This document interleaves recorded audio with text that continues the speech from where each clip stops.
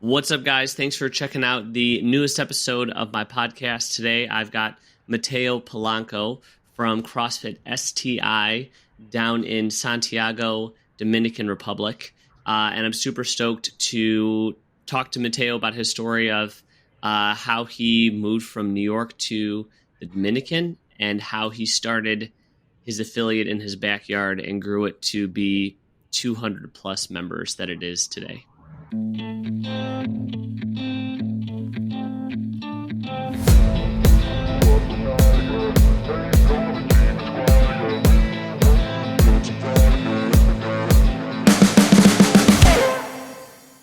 Thanks, Mateo, for hopping on.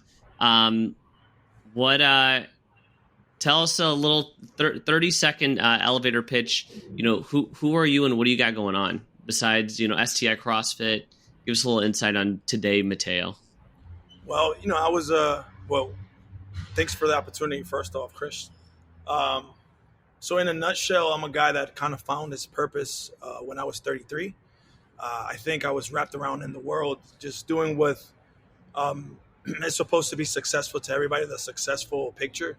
And what I mean by that, being involved in the corporate world and working your 9 to 5 and growing somebody else's company. And I think I just came to the realization of living a life of purpose where, I really have connected with CrossFit. And more than CrossFit, I think, is the opportunity to show people that they can really do it all if they believe in themselves. And that's kind of my story of starting a box in the backyard and then build into what it is today. That obviously has given me a boost of motivation and self-awareness and whatever you want to call it. And I know that I can really do it all if I believe in it. So that's pretty much what it is. I mean, in a nutshell, it's purpose. Found purpose, and here I am doing what I love. That's super cool. What did you do before you switched to CrossFit? What was that corporate career? Director of operations. So in the DR, there's a cultural affinity with the U.S. So what I mean by that is that we were very connected. As you know, I'm from New York, so we have a lot of Dominicans that are from New York, and then they decide to come back to the island. And some of the jobs get outsourced out here. So I was pretty much director of operations for companies in the U.S. that had interest in the Dominican Republic, and obviously were providing service to the U.S. So I was playing both sides of the fence in the sense that I am a Dominican that knows English, but I'm also an American, and I know how to cater a service to the U.S. market. So I was there. So basically living the island life, but getting paid as an American. So it was a beautiful thing while it lasted. Yeah. What triggered in you that made you realize, like, as cool as that sounds on paper, because a lot of people would like hear that and they're like, dude, that's it. Like, why would you do anything different? Because I imagine that when you made that transition, that it was difficult. So what made you decide to step away from that? I think in the day to day, I think when it's the nighttime and you really face yourself, you can't hide away from yourself. I think there was something missing within me. I try to block it, as much as I can, but it's just starting to get heavier and heavier. Like every morning was really taking a toll on me to get up. Things were not really motivating me anymore. So I was just pretty much cruising. I was in cruise control. I was supposed to be there at 8:30, and it was just there in the office clicking away, following up with emails. So it was it was the same thing every day. And I heard a phrase one day: "It's better to live a short life, filled with the things that you love, than live a long life filled with the things that you don't love." And what would you do if money wasn't an object? So that kind of changed my life. Like, what would I do if the only reason why I'm here is because of money? Is money holding me back from doing the things that I really love? And that's one day I had that thought. It got on me for the following 2 weeks, and before those 2 weeks were done, I just went into human resources and I said I resigned with no idea of what I was going to do next. but I think it worked out. It worked. What that's a bold move. Did you were you married at that time, or what were your life obligations during the time when you were like, I'm done? Yeah, I had a girlfriend at the time. Had a girlfriend, had a job, obviously. So when you make those moves, you have a significant other, and you have to kind of justify that move. But I didn't, to be honest with you, I didn't justify. I just knew in my mind that it was taking away more than what it was giving me. So it was a tough decision, because now that I look back on it, it was the right one. But at the time, it definitely didn't seem like. I questioned myself a lot. And I think the only thing, like, I'm not going to pretend like I knew it all, like I had a plan. I just didn't quit. Like, I made a decision, and I went through it, the whole way. Like, I made a decision, I stuck with it. And I always remember how empty I felt, because once you make the decision, you always get that itch to go back. Like, oh man, did I make the right move? Should I go back? Get my job back? But I always remember the feeling, like, this is not it. There has to be something better. So yeah, at the time, even my girlfriend at the time, I think she made the decision that she thought it was right, and she left me. So, and all of that together kind of served as a formula to make me what I am today. Did your we talked before about how we're both believers. Did Right. that have any play or impact on that decision to leave that? Well, at the time, obviously, I believe in God. I was raised in a Catholic house, Catholic home, but I am a Christian now. At the time, I think it was the right scenario to take everything away from me and kind of strip me and made me face it kind of humbled me. Everybody left. I was by myself. It was a decision that I made on myself. Now that I look back, I think God was working with me. He took everything away from me so I can really focus. And that's what it was. And I found the purpose through, there's a phrase that that I believe a lot. Is like, there's beauty in the struggle.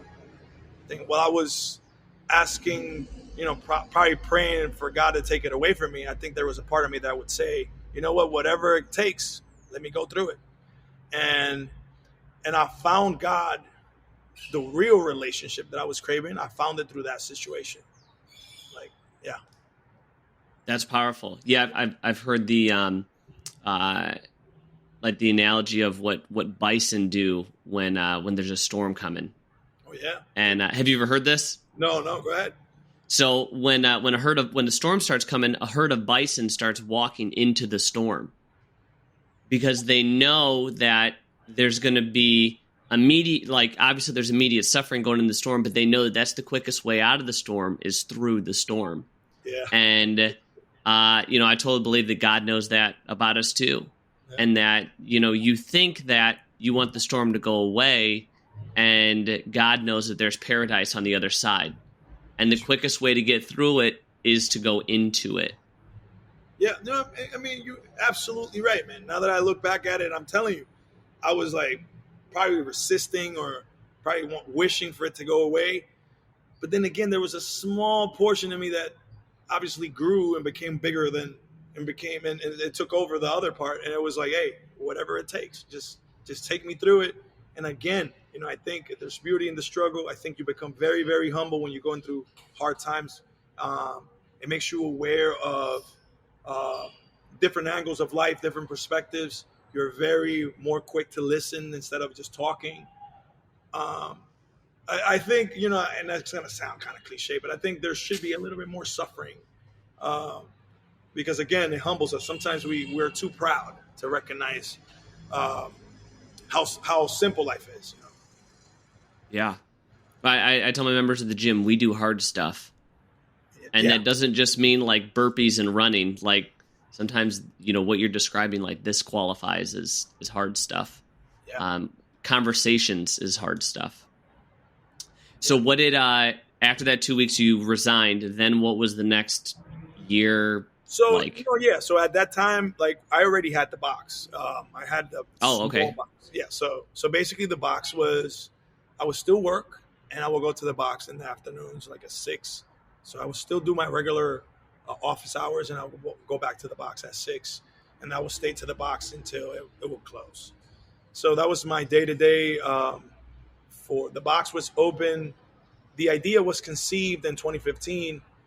We tried for 2016, but one of my friends, which is a business partner now, failed the L1 back in 2016. We couldn't open.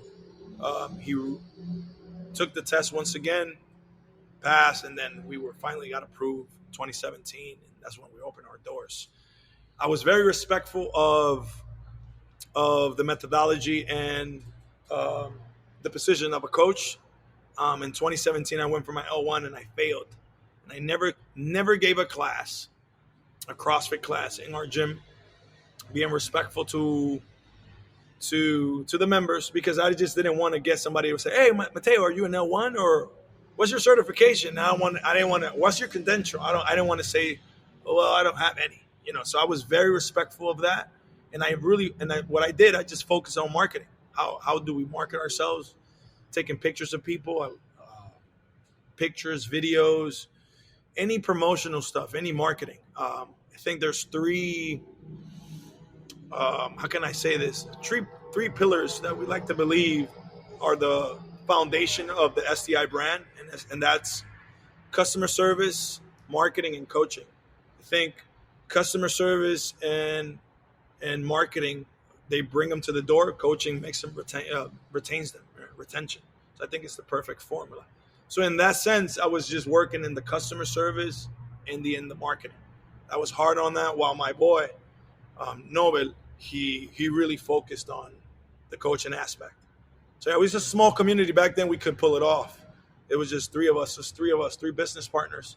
So one is financial, I'm the marketing guy, and then Nobel was coaching. So we built this synergy. And just in a nutshell, just to kind of break it down to you. So when we started Santiago's first CrossFit affiliate, we are in the Dominican Republic. The country wasn't at least our city wasn't aware of CrossFit. Back in the capital, we are the second largest city of the Dominican Republic. The first one is Santo Domingo, which is the capital. So back then in 2017, there was about from a range of 13 to 16 affiliates. So in the capital, it was very famous, but here we are starting this in Santiago, where people are a little bit more aware and conscious of where they spend their money. So here we are fighting against global gyms in the backyard. 3 guys. Remember, I don't have an L1, so I'm not giving classes, and all of the classes are going to Nobel, my friend, my business partner. We literally were giving free classes at the time, left and right. Why? We had no coaching experience. All we had was the CrossFit Journal and the L1 handbook. That was it. So I would serve as an assistant to Nobel, which was the L1.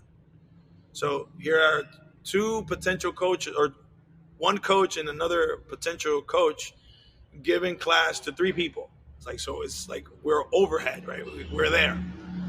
So like people will come and take the trial class, but then once we were trying to charge $100 back then for a backyard. So people would take the class. Oh, very nice. This is cool. I like the workout. So how much is the membership? It's $100. There was no confidence in our voice back then. Again, I didn't think we believed in ourselves. We have no experience, no coaching experience. At least myself, Noel had a bit of a coaching experience, and we were both fans of CrossFit. So while the gym is closed or there's nobody, we're constantly doing watts and practicing and getting better. But as far as coaching and how to break down workouts, how to scale them, how to offer somebody an experience, I didn't think we had that back then. So no confidence whatsoever. So people would just say, well, you know what? Thanks for the class is good. Your guys are very attentive, but I'll come back. I'll come back. Anything to get out the door. Our first customer, we lasted like about 4 months. No members. 4 months, just us taking it as a hobby. And it got into a point where we were like, dude, if this goes for one more month, this is it. Like we can't pull it off. We're gonna have to call it quits. But to our benefit, we are in the backyard of the let me see how I get this right in English. We were at the backyard of my business partner's wife's father's house. I don't know how to say Okay. Okay. yes, Yep. it's crazy. So his father-in-law's house, right? So imagine him talking to his father-in-law. Hey, listen, we're gonna do a gym in your backyard. I just married your daughter. Let me pull this off, right? So we were doing that. Benefits of that, the rent was cheaper. Obviously, he was trying to help us out. But after 4 months, we were thinking about calling it quits, and then we get through CrossFit.com, right? That's why I think we're so loyal to CrossFit, is because without that CrossFit name, we wouldn't be here today. So somebody went to CrossFit.com, search on the map, so STI on it, was from Puerto Rico, and she came to a trial. And that person was like, beautiful, I'm going to study here in the Dominican Republic for the next year or two. How much is the membership? Here we go. I'm thinking, oh, this is it. They're not gonna get it. They're not gonna bite. It's $100. So she was like, oh, $100. This is cheaper than Puerto Rico. So let me go into my car and come back. I thought the line of going to the car and come back, I think that was it. I don't think she's coming back. And, surprisingly enough, after 15 minutes, the longest 15 minutes in my life, I didn't think she was going to come back. She came back and gave us $100, $100 US dollars, not Dominican pesos. And that was the propeller. That was wow, we did it. Like after 4 months, I didn't mind the 4 months that it took us to get the $100. In my mind, all I was focusing on $100 that I got. And that was kind of the story of STI, and obviously her story, or she got some friends, and the community aspect came and kicked in, and then we started getting people. But fast forwarding to when I made the decision of leaving my job, we were in the residential area, so this is the first hurdle of us having a box in the backyard. We were in the residential area, so obviously you slamming bars, the neighbors are not going to be too happy. So now that the neighbors are starting to come in and gathering up and getting together and saying, hey, we can't have this thing that we don't understand. You guys are slamming bars, making noise. So they took us to court, and we lost. And so now I have no job. I'm by myself. This thing that was a stress reliever for me, takes everything away from me, gives me hopes, is also being closed down. So I had some money saved up from the corporate world, and I was just holding back to this money, not knowing what to do with it. And this is when I came with the crazy idea of, and this goes back to God. I think there's the scripture that says, do not, I know it in Spanish, I don't know it in English, but it says, why save money where there's thieves? Instead, why not save in the kingdom of God where no thief can rob you? And I was like, oh, that's right, I'm going to die. I'm going to die one day. Why am I saving this money? And I also with saving the money was the illusion that was attached to the money for whether the girl was going to come back or whether I can go back to that safety net. And I was like, you know what? I need to really believe in this scripture, and I'm just going to risk it all. And I'm going to die regardless. So why not? Why not die trying? And, my boys, at the time, they both said, dude, we're not doing that. Like you're not putting your savings into this. So one of them said, hey, dude, I want to help you out. I really want to be with you, but I can't. I just got married. I'm trying to start a family. We had a good run. Let it go.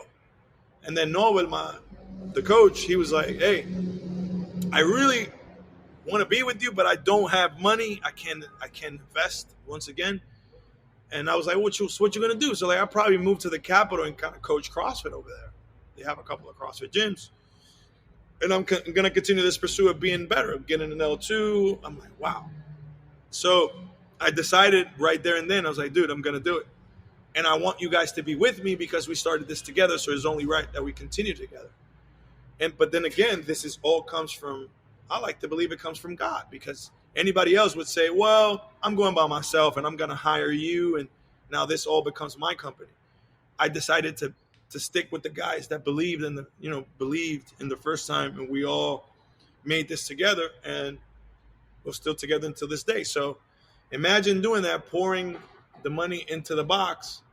So now for the next 4 months, I'm here while they're building everything. Only thing giving me peace through this period of I'm going through anxiety, because not only I have invested everything, I don't have anything. No job. This is all I got. So I'm here. Every brick and mortar, I was here. Like for every brick, anything you can name it, I was here for everything. Wait, you guys built the building? Is that what you did? Yeah, we built everything. Wow. Okay. Very cool. So that's what you use the money for, is to build the building. Yeah. So we built. Built on top of a basketball mini court. So the grounds. So we just basically covered everything up.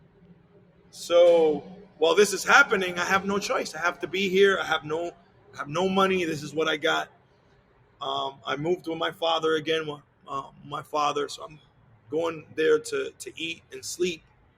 I'm trying to stay away from him as much as I can, because I don't want to be a freeloader, but I am at the time while I make this happen.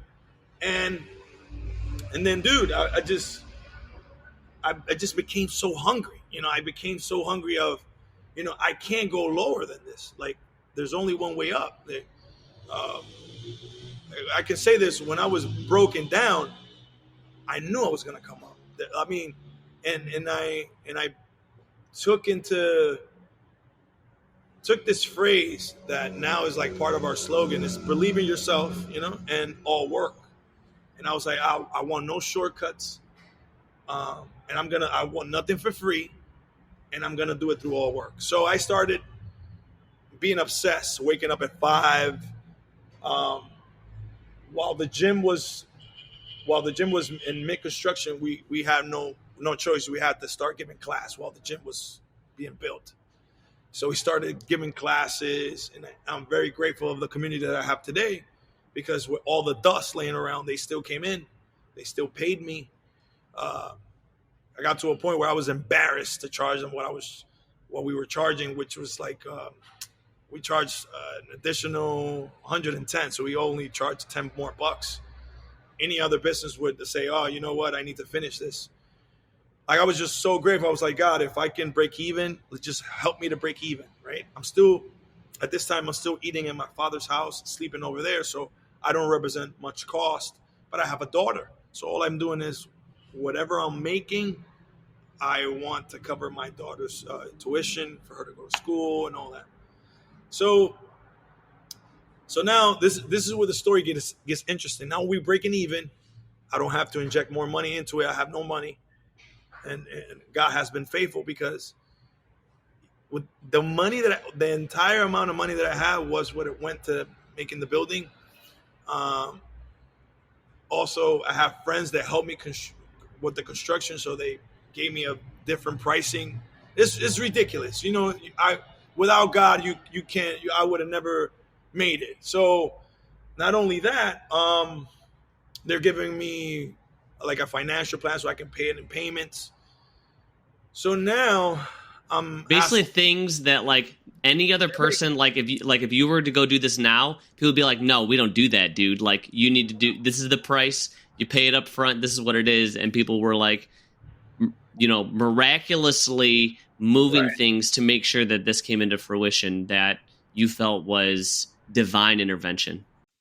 Hey, thank you so much for making it this far into the episode. I hope you're enjoying it. If you are, please leave me a 5-star review if you're on Spotify, and if you're on YouTube, please hit that subscribe button so that you can be up to date on all the latest episodes that I'm putting out, so that you can be a better action taker, so that you can too pursue your passion. So thanks, and let's get back at it.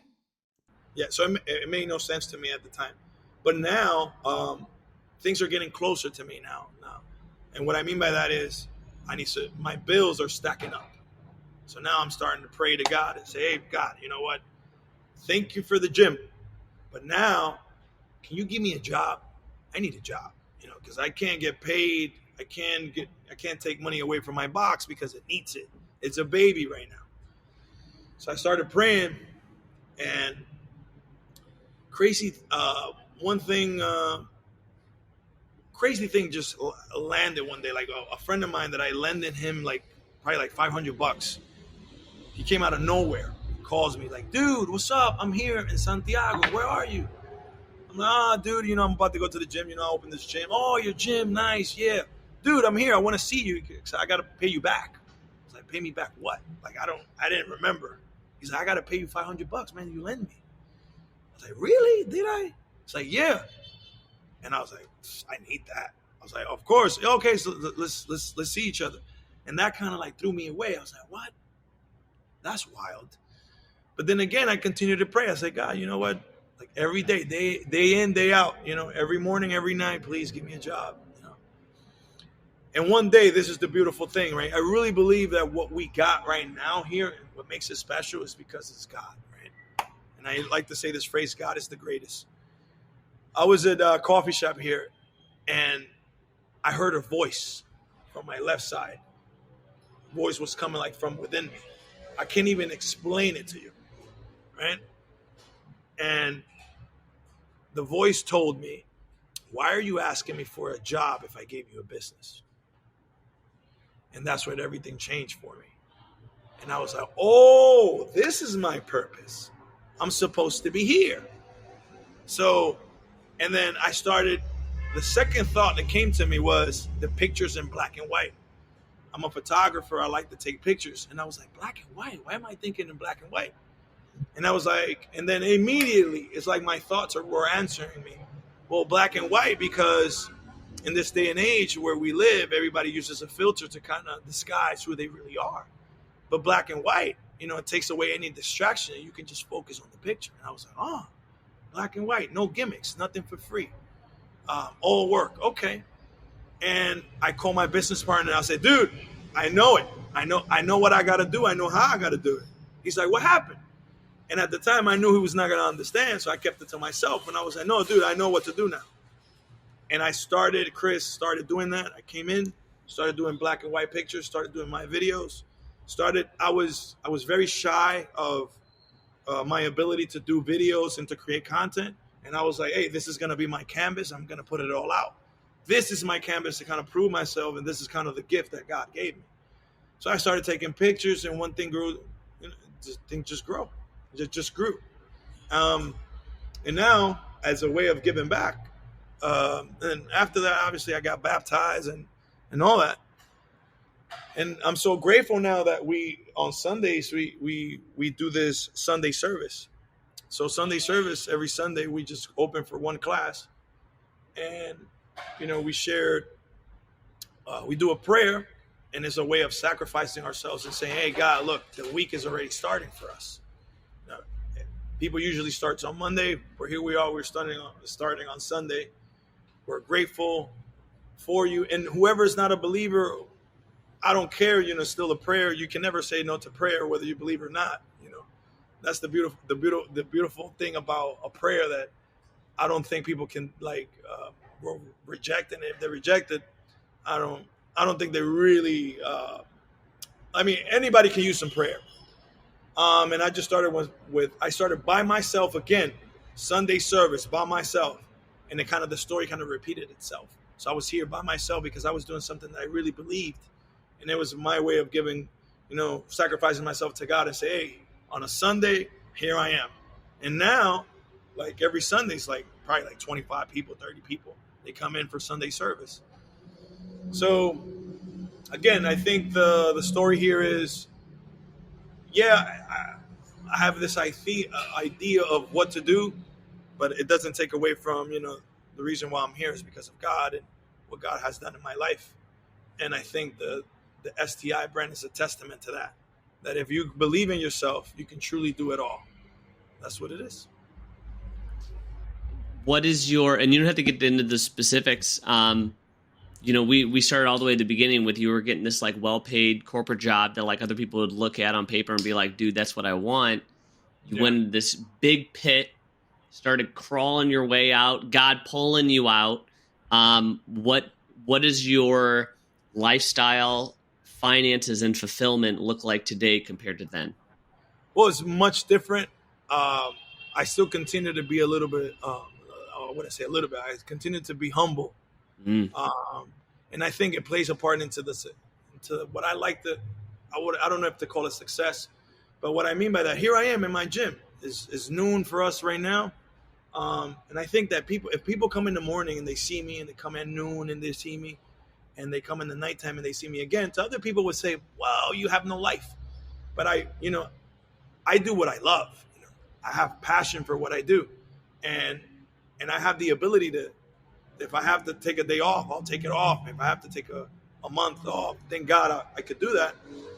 But I think it plays into the success of the box, because it comes into a point where people say, you know what, I really want to support this guy. He really believes in what he's doing. And, we have our own coffee. We got our own beer. Like, we've been able to diversify revenue stream, the way we capture our members. Like, we are a part of a big community. Like, that's what, when members come in, or when people come in, I say, hey, you're going to be part of a community. What we charge here is for coaching and community. How we connect with other people, that human touch that day to day is being lost due to machines and AIs, right? So I think it plays into my advantage, into the brand, the fact that people are investing in something bigger than themselves. They know that this is just not me. And a testament to that is we stay updated with everything. If something comes out in CrossFit and when I mean by CrossFit, I mean the general like equipment. If things come out, I still want to give my gym the ability to experience that stimulus. And I think that they feel that through membership. Whenever they pay their membership, they know they get it back. It's like, you know what, this is my gym, this is part of me. This guy obviously has passion, and that's, this is a big formula. I love that. And I love that your story provides the distinction between what most people see as success, and they see it as like a particular job, a particular money, particular like lifestyle things. And I believe that people chase those because they haven't opened up themselves to what fulfills them and what God has laid out for their life. And when you don't have that direction from your soul and your spirit, well, what are you going to gravitate towards? You're going to gravitate towards the things that the world tells you are your goals. Yeah, it's easy to get lost. Don't get me wrong. It's very easy to get lost, man. But it's like I told a friend of mine, hey, this is what I strive every day, right? I try not to lie to anybody. I try not to double cross anybody. I try not to hurt anybody. And at the end of the day, when I go to bed, I got to face myself. And to me, that's a good day. Like, if I get to go to bed without doing any harm, being polite to others, and I think I've won. I won.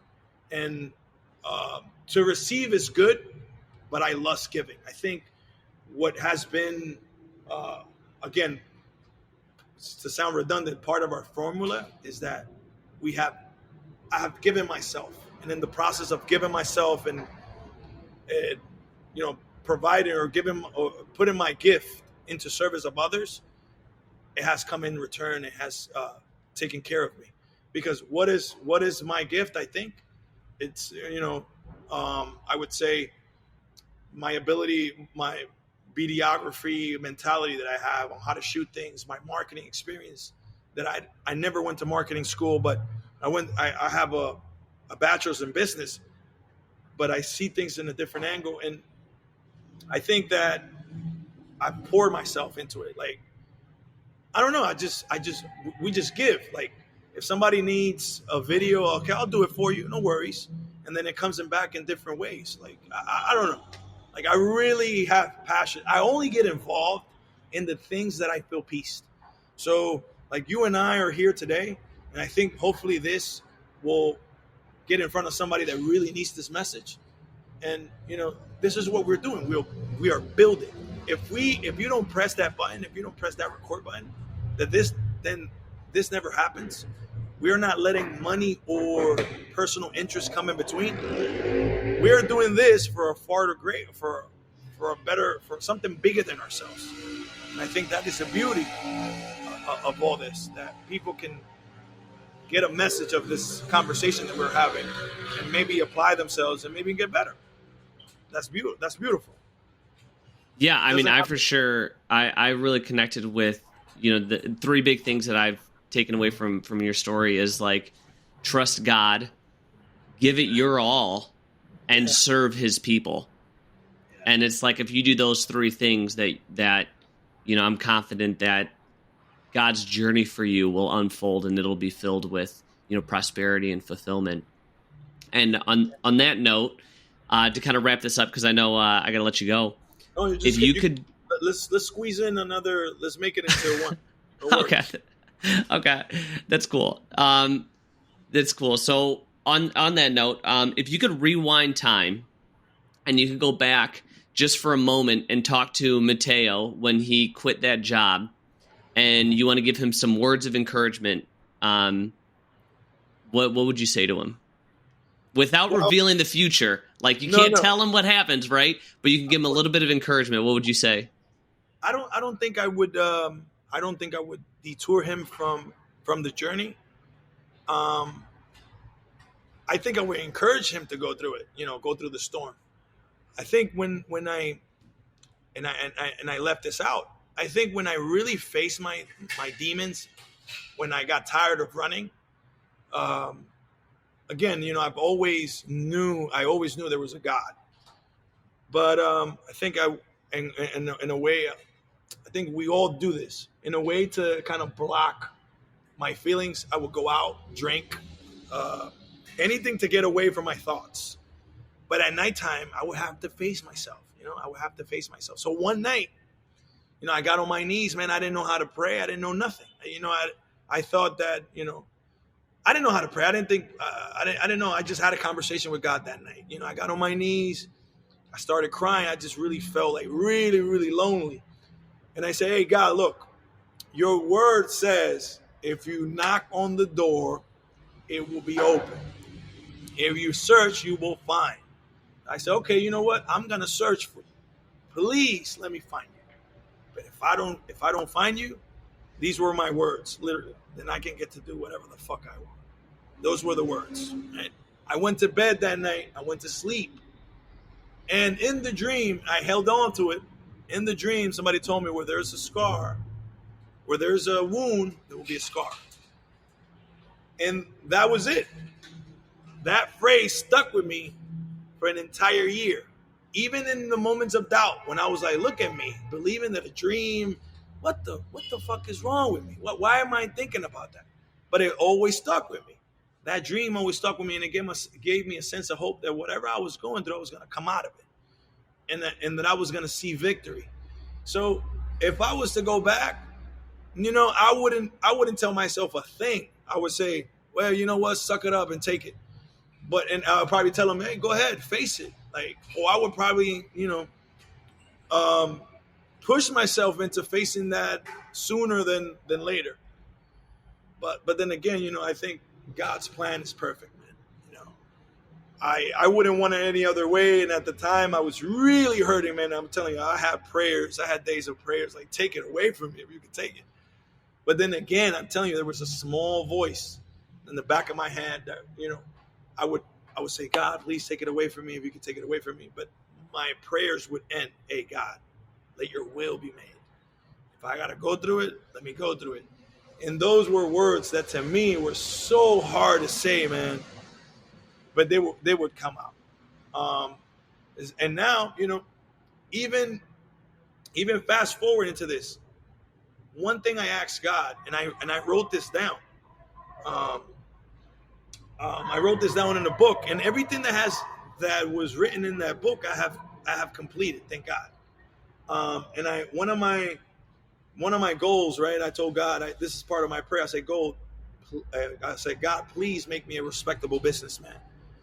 And what I mean by respectable, I mean I'm not double crossing anybody. Make me get it the right way. Because I heard a phrase that said, with the devil, you're running a sprint, but with God, you win in the marathon. And the devil will take away from you, will take tomorrow what he gives you today. God, in turn, will give you a bunch of no's, but he's preparing you. So when you get it, you'll get it forever. So I am in that constant pursuit. Like I asked God like 2 years ago, 2020, I said, God, like I would really like to work for CrossFit, man. I mean, I think I can add some value to those people just because of what I was doing. And when I meant CrossFit back then, I was like other affiliates just like me, because you can't come and bullshit me. I started from the ground up. I did it from the dirt. If you want to call it the top, you can call it the top. I'm in constant pursuit of getting better because I want to be world class. I want all my coaches to be L3s and L4s, including myself. I want to talk the talk and walk the walk, So I'm obsessed with that. I'm really obsessed. And you could tell by the emphasis in my voice. So I said, God, let me help. And then fast forward into now, like you can ask God, but you can't tell him how to do it. I was in Wadapalooza in January working for CrossFit Media. So it's just ridiculous, kind of crazy how God works. It's like, whoa, look at me now. I was 2 years, and I remember the prayer. When I got on the plane, I remember the prayer. And it was like, hey, remember what you asked me? Boom, you got it. But, and I also want to say this to you. I don't know if you have kids. I have a daughter. Yeah, I have a 13-year-old son. Beautiful. There you go. So you can relate to what I'm about to say. I said to myself, wow, if God loves me the way I love my daughter, are you kidding me? Because I will give my life for my daughter without even thinking about it. But I also know that whenever my daughter asks me for these things that I consider myself as a parent that she doesn't need it, I'm quick to say no. Why? Because I foresee like a better future for her. Like, you don't need that. Like, I don't want to give things to my daughter easy. I want her to work for it. I want her to know the sacrifices that she needs to make. Because once she makes the sacrifice, she will embrace it and she will cherish them. So so that analogy or kind of that thought led me to, wow, sometimes I ask God for things that I really don't need. Just like my daughter asks me for stuff that she don't need. And I'm quick to tell her, no, baby, you don't need it right now. You don't need that. I don't mean that in a bad way. Like, and I still want her to be happy. But I know that doesn't represent, or that wouldn't add value. Not even say to add value, but it won't take away from her or add value to her. I guess that's what I'm trying to say. Well, I mean, we've all been around kids who've been like spoiled rotten. Right. And it's like they're rotten, and it's like they get everything that they want, and they're intolerable to be around. Right. And those kids who are, provided for, that are told no sometimes and earn the things they want and are provided structure, like they're the kids that you want to be around. And that analogy holds for when we're adults. Yeah, man. So back to the conversation, and God is the greatest. I can't say that enough. I cannot deny it.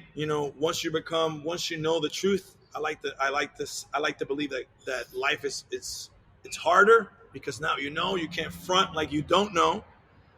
Even when I'm about to do something wrong, I get that voice in the back of my head like, hey, you're doing wrong. Be careful.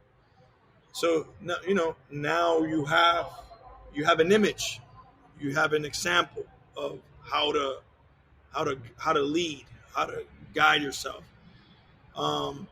And going back into the CrossFit thing, I think that you and I, like you on what you do and me and what I do, I think it's on us to really help other affiliates in whichever way whichever way we can. Like, here I am. I'm the perfect example that CrossFit didn't grab me by the hand and told me, Mateo, this is how you do it. I'm doing it from a third world country.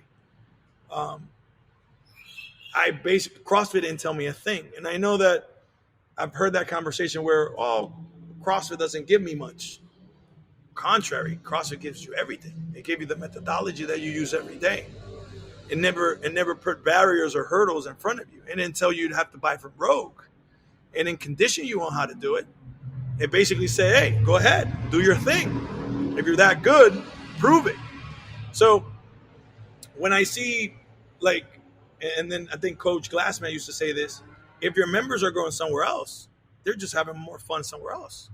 Now, you have to really look within you and say, what am I doing wrong? And I think that has been the secret of this. It's not a secret, but this is what has been building this place up. It's the fact that we're in constant pursuit of creating impact and pushing boundaries. And not only that, we are grounded and humble to where things are wrong. You know, we're not trying to cover them up. If there's a machine that is not working, just get it fixed. Like, you know, like if the place is dirty, just clean it. Like, don't wait for somebody else to tell you. I think it's simple. It goes back to saying that we as humans, we know exactly what to do to get where we need to be. There's a decision every day that needs to be made, and we just don't make it. We just don't make that decision. That's what it is. Dude, I love it. Thank you for hopping on here with me. This is super fun. I hope people got something out of it. I got a whole lot out of it. If anybody wants to like reach out and connect with you, Mateo, where could they find you? Well, they can connect with the brand. I think the brand is more important than me myself. Cool. STI CrossFit. STI stands for Santiago International. Is the code of our international airport. I think that would be, if you're ever in the Dominican Republic, I will exhort people to go to the Dominican Republic. It's paradise. It's in the heart of the Caribbean. But we're much more than just beaches and a sunny island. I think there's beauty here, and it could take you away from your day to day in the U.S. So yeah, STI CrossFit is the place to go. And I think, and I'll take advantage of this situation, Chris. We're kicking off our second season of our podcast. I would love you to be in there, but this time around, I would like for you to serve as you're in L3, and I think our community, our local community of coaches, will appreciate of an L3 coach come in and talk about his experience and how you went from an L2 to an L3 and what it takes and all that. So we'll talk about that. And if you're down with that, then beautiful. Yeah, dude, I'm totally down. Thank you again. I really appreciate it. This is super fun, and I think people are going to get a ton out of it.